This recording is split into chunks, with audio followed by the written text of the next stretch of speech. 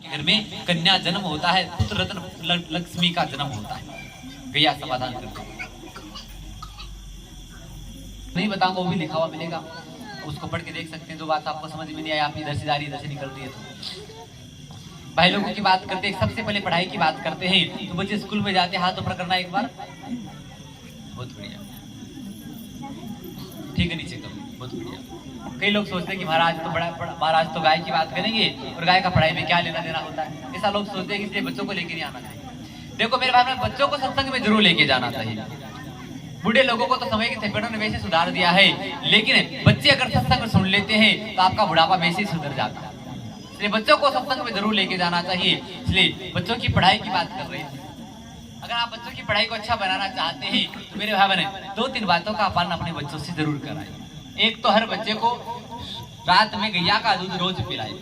गैया का पीना है, भैंस बकरी का नहीं पीना। गैया का दूध कैसा होता है, कलर कैसा होता है गैया का?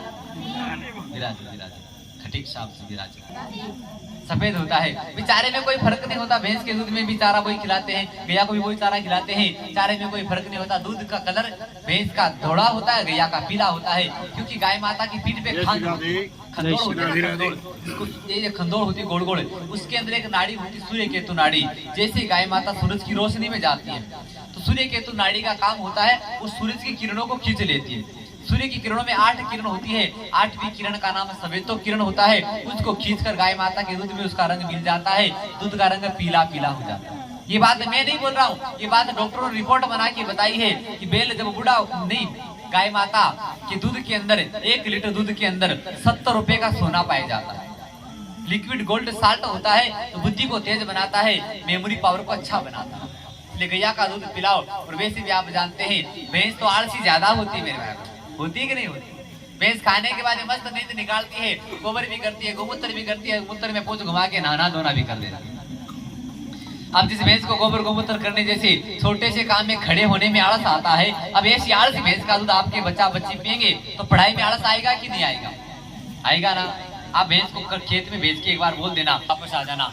अकेली भैंस वापस थोड़ी आती है, अकेली भैंस कभी वापस नहीं आती है। इधर मिलेगी कि आपके बंडा मिलेगी, उसका पता नहीं मिलता है।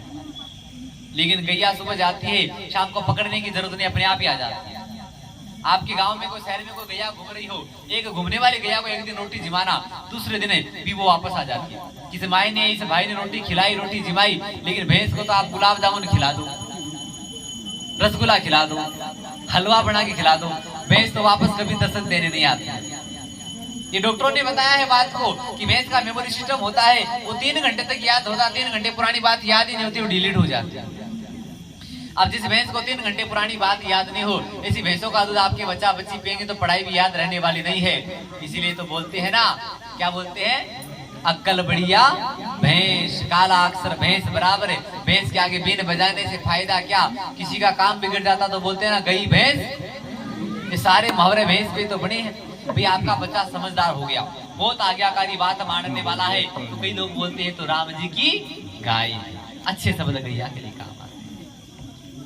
और भैंस का पाड़ा दूध पीने के बाद में सोता है मेरे बाबा, नींद निकालता है, और गाय माता का बातरा तो भागता है, दौड़ता है, उछल कूद करता है, हाथ में भी नहीं आता, एनर्जी ज्यादा है, उसके दूध में एनर्जी है। भैंस के दूध में आलस ज्यादा है, भैंस के दूध में बेड फैट ट्रांसफर होता है, तो जड़ता आलस पैदा करता है, और गैया का दूध एनर्जी पैदा करता है।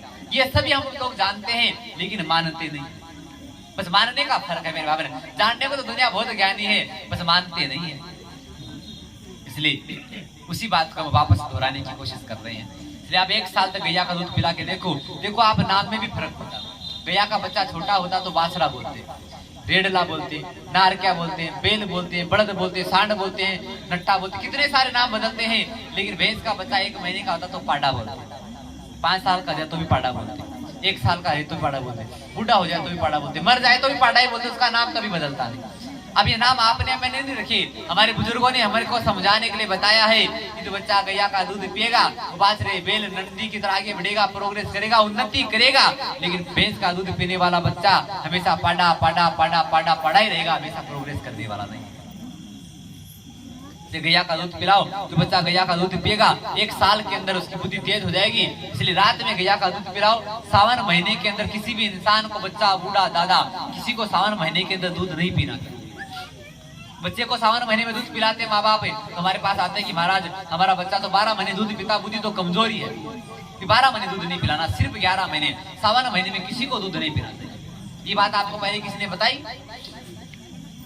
सावन महीने में दूध नहीं पीने के पीछे 2 कारण होता है। एक तो सावन महीने में हरा चारा गाय ज्यादा खाती है, ज्यादा हरा चारा सावन महीने में होता है, पूरे साल में सबसे ज्यादा हरा चारा सावन महीने में होता है। ज्यादा हरा चारा खाने से गाय माता के दूध में वात बढ़ जाता है। वात बढ़ने का मतलब होता है स्लो